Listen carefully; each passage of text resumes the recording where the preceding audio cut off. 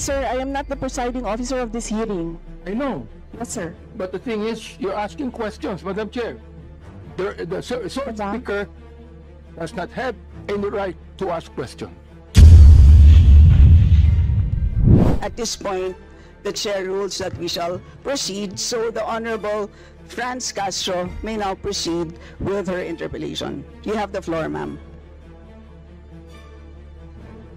So, Madam Chair, siguro first observation, no, yung on the budget for the 2024, yung Vice President na nagsabi, Madam Chair, na slow and low utilization. So, nakita naman natin doon sa presentation. So, yung utilization ay napakababa. Pero, syempre, comment ko lang, no, mas mabilis siya sa confidential funds. 100% in 11 days. Madam Chair. So, Madam Chair, so according to the utilization of the confidential and intelligence funds submitted by the COA to us, no, so we have here surveillance and monitoring. Sabihin ko lang, Madam Chair, no, yung purchase of information out of 125 million confidential funds in 2022, purchase of information 14 million, payment of reward 10 million, rental and other incidental expenses relative to the maintenance of safe houses 16 million, purchase of supplies 35 million, provision of medical and food aid 40 million, payment of incentives or traveling relative to confidential operations 10 million. So a total of 125 million conducted surveillance in 132 areas in 11 days. So 100% utilization. Madam Chair, I have also here a report about the notice of disallowance. According to the notice of disallowance, the COA disallowed 73,287,000 out of 125 million confidential funds used by the OVP in 2022. So this is 58.63% of the 125 million. So can you confirm, the Vice President? Madam Vice President. Madam Chair, since you allowed her a snide comment, you will allow me a snide comment as well. So my question is, Madam, can you yes. confirm? Yes. Yeah, okay. Diba? Okay. Yes, Madam Chair. So, Before you proceed, may I remind both our guests and our resource You should have reminded her when she said the line, diba? I called your attention, Madam Chair. You did not recognize me. So, ngayon, sasabihin ko na, if you allowed her that, you allowed me a snide comment as well. I don't recall hearing a snide comment, Madam Vice President. Ang snide comment, that's a matter of judgment. So please proceed with Secretariat, your... Madam Chair, I would like the Secretariat to repeat the first 3 lines of the comments. point of order, Madam Chair. Point of order, Madam Chair, kasi parang... So let's please proceed with the answer. Point of order, Madam Chair, kasi parang siya yung nagpe-preside eh. Yeah, that's why Kasi inuutusan mo yung secretariat natin sa Committee on Appropriation. yes, Alam mo din, no, diba? So, please, okay, thank you, Madam Madam Vice Chair. President, please proceed with the response. There's a question. Please proceed with the response. Madam Chair, I do not understand bakit a person convicted of child abuse is still sitting in a seat. Point of order, yung sinasabi natin na dinadivert ang usapan sa ating budget hearing. Kung nagawa po niya yan sa Senado, Madam Chair, dapat hindi natin yan pahintulutan dito sa Kamara. You allowed her a snide comment and then you will not allow Please wait a to be snide comment? recognized. Excuse me, our members and our guests. I warn you. Please wait. Don't go into this rabbit hole. Please wait to be acknowledged before you speak. Okay, so at this point, Honorable Manuel. Madam Chair, again, it's another point of order kasi kapag may mga deliberation tayo, we should stick to the topic. Hindi pwede, Madam Chair, na dinadivert natin yung usapan para hindi natin sagutin yung tanong ng mga mambabatas natin. This is actually the best opportunity, formal proceedings, nakikita po ng publiko para malaman anong sagot ng Vice Presidente. So hindi po natin napapayagan ang ganong mga argumento na hindi naman tumutumbok dun sa topic natin. So, Madam Vice Chair, President, there's I will a make this question. easy for you. Please make Sige, ma'am. your responses direct to the point. Sige, ma'am. I will make this easy for you. What rules are we using for this budget hearing? We have our rules Yes, ma'am. adopted by the Committee on Appropriations. Right, okay. We searched for that rule. So, we only found the general rules. So, we have a copy of the rules for the budget hearings. Well, as far as I'm concerned, mas importante ang rules para sa amin. Kayo po, ang kailangan nyo lang marinig is yung acknowledgement for you to begin to speak. Yun lang po ang pinaka-importante para sa guests. Sa totoo lang po. Yes, ma'am. So, ang pinaka-importante, yes, you may proceed. At saka po yung adjournment. Yun lang po. Yung termination po. Yun ang pinaka-importante lang po. For the rules, yun ang ay importante para sa members. But we may provide the copy to you. Yes, So ma'am. please proceed and answer the May we question. request a copy? Yes, yes, absolutely. But Yes. please, there is a question. And do you want us to repeat the question? And we will not penalize you all the time. I don't You can repeat the facts from the notice of disallowance. I don't need a the repeat Honorable of the Franz. question. Yes, Honorable Franz Castro, you may repeat your question on the notice of disallowance, I believe. Yeah, tama, Madam Chair. So according to COA, the notice of disallowance is amounted to 73,287,000 out of 125.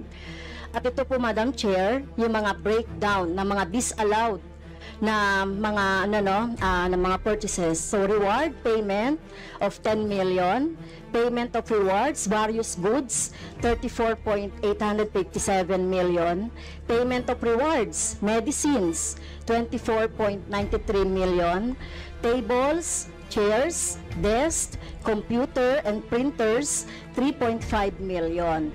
So, ang question, Madam Chair, so yung letter A, B, and C, so nakita naman natin nandoon yung sa joint circular. How about yung ito, no? How about yung mga tables, chairs, desktop, computer, na umabot po ito sa 3.5 million. So, pwede bang maipaliwanag kung bakit ito pinurchase, Madam Chair? Madam Vice President.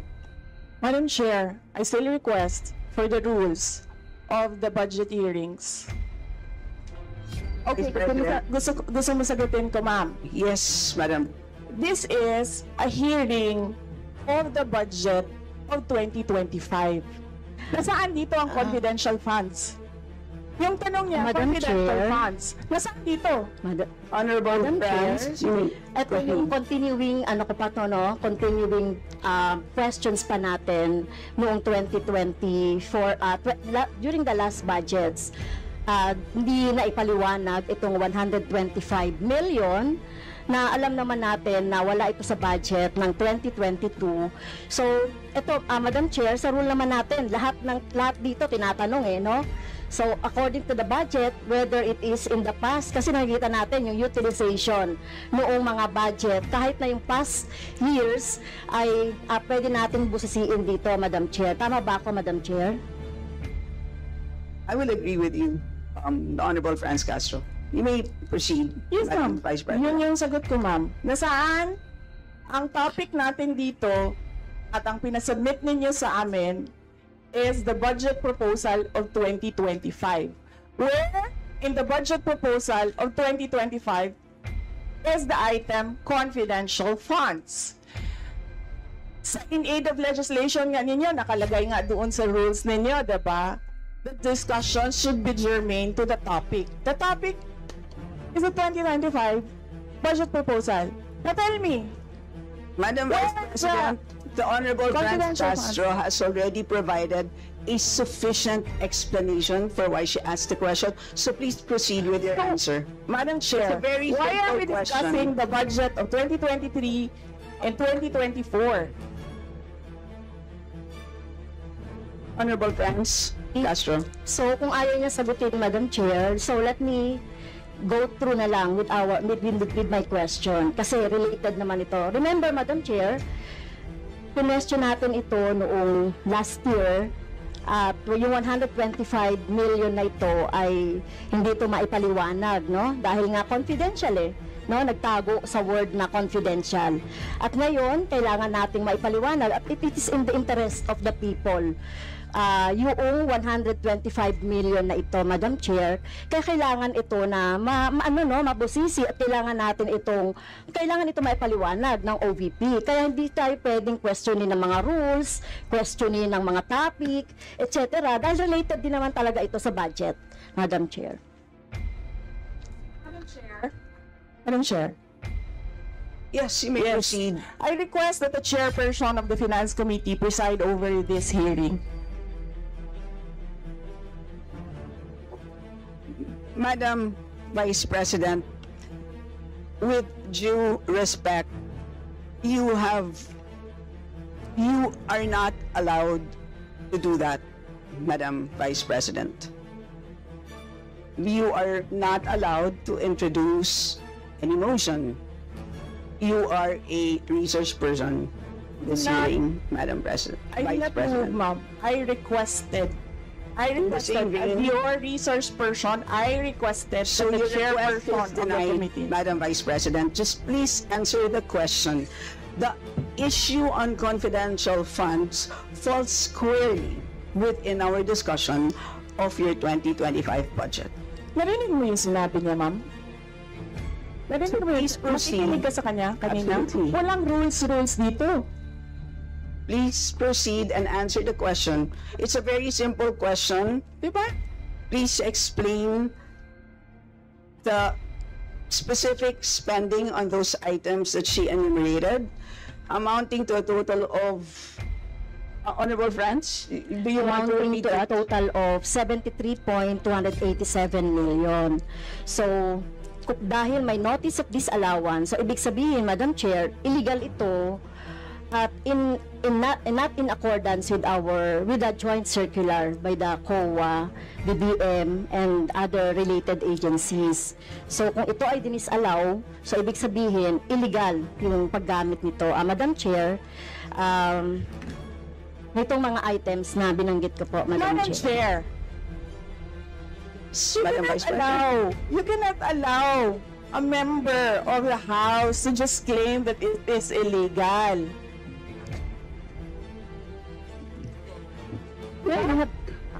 That is a notice of disallowance. That is a procedure inside the Commission on Audit. Hindi sa upuan niya. Honorable friends. Okay, thank you, Madam Chair. So, thank you for the explanation, Vice President. Okay, next. According to accomplishment report of OVP, it spent 10 million for payment of reward. So, Madam Chair, in 11 days, ilang tao kaya at magkano kada tao ang reward? In fact, COA disallowed the whole amount spent by OVP for payment of reward. Hindi ba, Madam Chair, questionable ito? Madam Chair, the invitation letter that we received from the House of Representatives. Dear Vice President Duterte, the House Committee on Appropriations will hold briefings, hearings on the budget proposals of various departments, agencies, and corporations relative to the fiscal year 2025 National Expenditure Program as the basis of the fiscal year 2025 General Appropriations Bill. Nasaan? Sa presentation ko kanina, ang haba. Ang confidential funds. Honorable friends, Castro.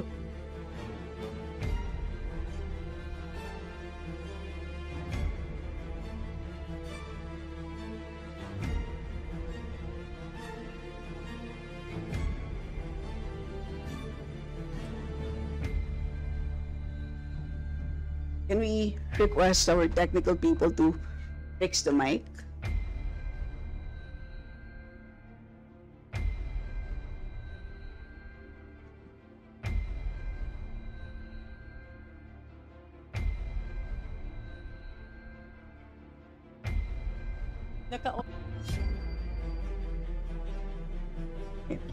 Can everybody check their mics and make sure that they're switched off para maka-switch on yung si Franz?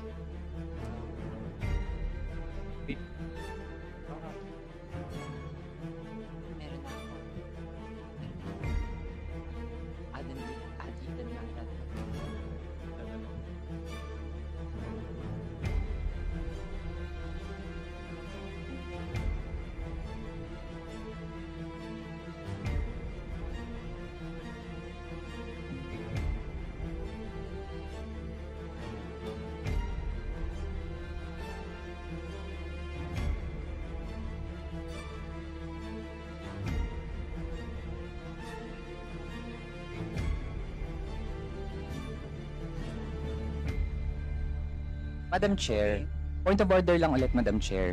Kasi kailangan lang nating ma-establish. I would assume hindi naman po pinanganak kahapon ng ating resource person. Practice po natin sa Madam House Chair, that is a polite remark. na para po tayo ay makapagtalakay ng budget na pinopropose para sa susunod na fiscal year. Chine-check natin paano din gumagastos yung mga ahensya even in the current year and in the past year.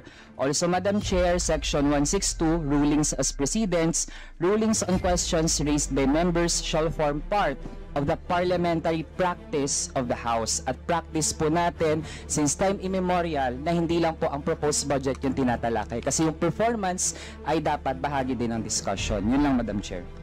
Noted. Honorable Franz, could you kindly check if your mic works? Okay, thank you, Madam Chair. So yun po, no, yung sinasabi natin kanina, yung payment ng reward, the resource person can answer this. Questionable, tingin ko ay questionable ito. Okay? So, next, according to the accomplishment report, isa sa pinaggamitan ng OVP ng confidential funds ay yung provision of medical and food aid.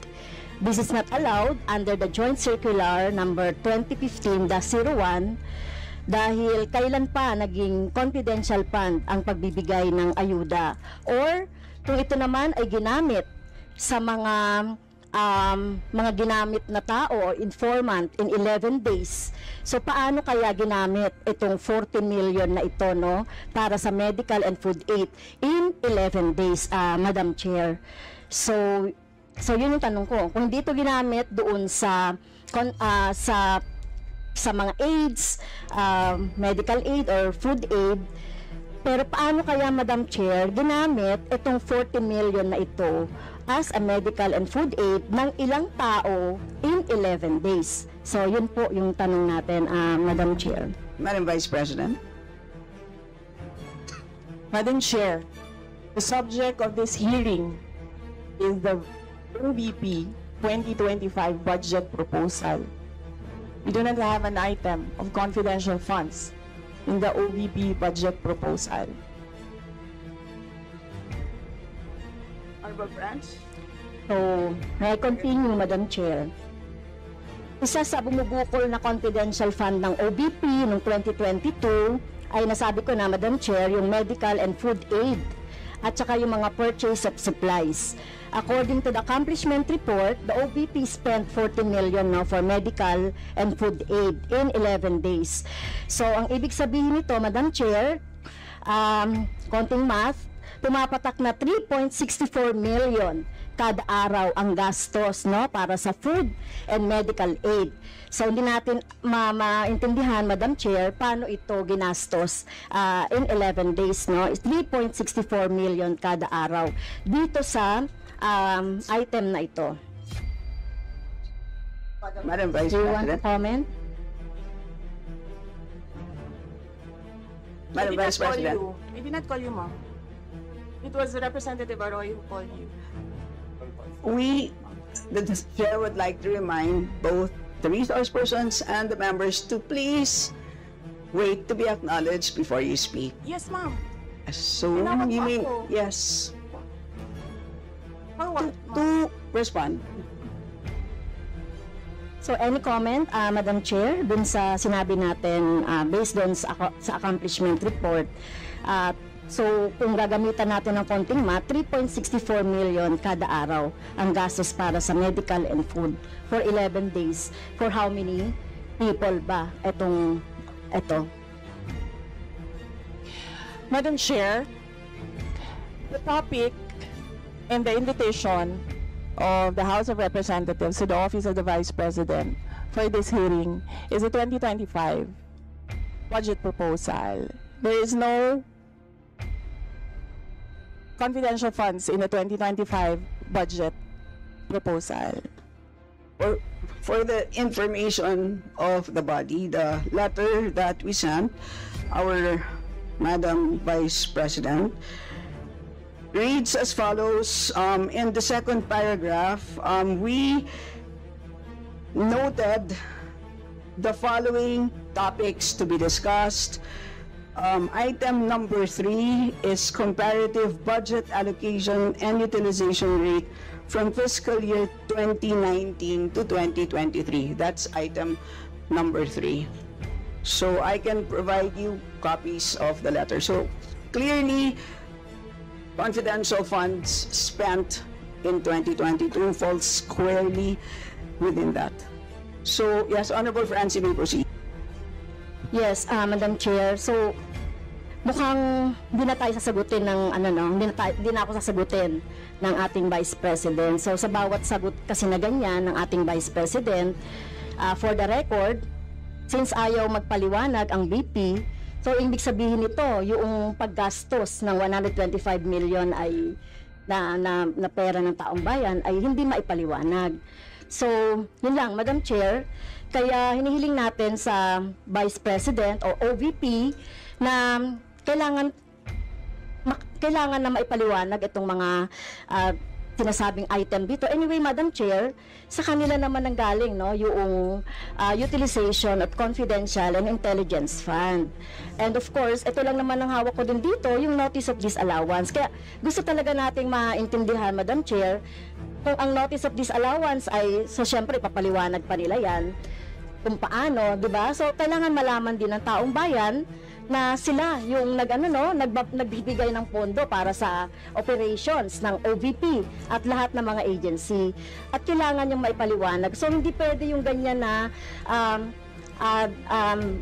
yung tactics na ganyan na parang parang sorry for the pusit, na kapag nasusukol na ang pusit ay nagaano ng maitim na tinta. So ayaw natin ng ganun, Madam Chair, kasi yung atin namang pinag-uusapan dito ay budget. No? So wag naman mag-ugaling pusit ang Office of the Vice President. Madam Chair, may I point of information only, Madam Chair? May I? Madam Chair. No, sorry, wait. Before you, I'd like to, before we proceed to the next person on the list, I believe that our former President, Gloria Macapagal-Arroyo, would like to interject. Observation made in relation to the point of order, because in the beginning, it was settled that the issue would be the 2025 budget. And in all our hearings, to what I recall, when we want to question something about performance, we question the 2024 budget, not the 2023 budget. What is being questioned now is the 2023 budget, which was discussed very extensively last year. And that is the reason why the House removed the confidential funds. So that issue has already been, to my mind, for purposes of the budget hearing, laid to rest. So that's my observation, Madam Chair. We know that, Madam former President, but of course we know that yung pondo ng 2023 ay of course pwede pa rin maging continuing appropriation hanggang 2024. So in the same way, 2022 pwede maging continuing pa rin 2023. At alam din po natin, last year pinagdebatihan po natin ng matindi itong 2022 confidential funds. And in fact, we left a homework for the COA. Sinabi natin sa kanila na kailangan nilang tapusin ang audit by November, I believe mid-November of last year. And since then, hindi na natin alam kung ano nangyari. So that's the reason for why tinatalakay natin ito. And it's a big amount of money. I believe we owe it to the people to understand what happened. Of course, tinanggal na natin noong 2024. Gusto natin malaman, tama ba yung ginawa natin? Kasi baka naman nagkamali tayo. So I think it's worth assessing what we did in 2024 in order to know what to do in 2025. So with that, let's proceed with our next Madam Chair, interview. may I? Is this just a point of order? Not a point of order, but We will I'm only, just we will, you may wish want to to be a be, rejoinder of what you may wish to be, unless it's a point of order, you may wish to be listed. I can put you here, sir. Parliamentary inquiry, Madam Chair. Yes, you may Parliamentary inquiry. proceed. May I ask if the resource person is required to answer a question that is related to a commission on audit notice of disallowance when she already said she's not going to answer. Also, the notice of disallowance is addressed to the office of the Vice President. And just to make it clear, a notice of disallowance is not a judgment. It is a request. It is an order from the Commission on Audit for the particular office to explain what are the particulars. At saka hindi na yan legislation side. That is already on the accountability side in the budget cycle.